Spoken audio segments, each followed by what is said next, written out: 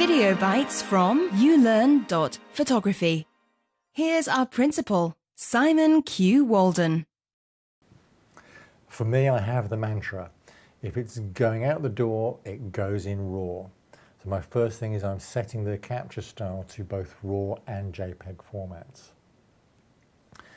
I will set the ISO to 400, but that's kind of a baseline. Actually shooting out on locations, that ISO might be going all over the place. It's just a starting point. White balance I will set by default to auto, but again, while I'm shooting on location, that's often flicking around. So even if I move from one location to another during a larger shoot, and go back and recheck those two settings in particular. My picture style I always leave as a neutral picture style. That's the processing that gets applied to the saved JPEG file. And I'll talk a bit more about why neutral a little later on.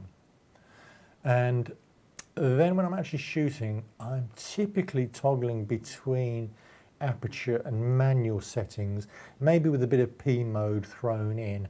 That's a variable feast depending on, again, quite what's happening lighting-wise in each location, what I'm trying to achieve. But my baseline is, before I start a particular shoot or a particular segment within a shoot, just have a quick check through those so that I know where I'm starting from and I know that I've reset prior to adjusting for whatever's required for that particular shoot.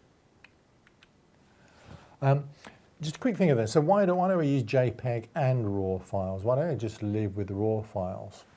Well, for me, it's a workflow issue. I shoot a lot of pictures, and the handling and post-processing of the RAW files is significantly more time-consuming than working with JPEGs.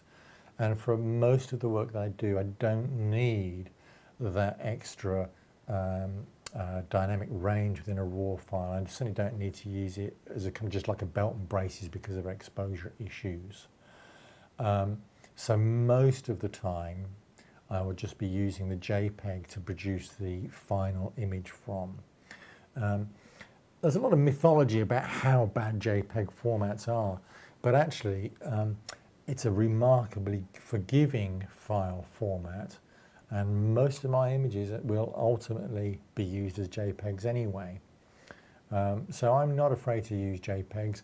I know others will tell you quite differently, that you've got to shoot in RAW all the way through.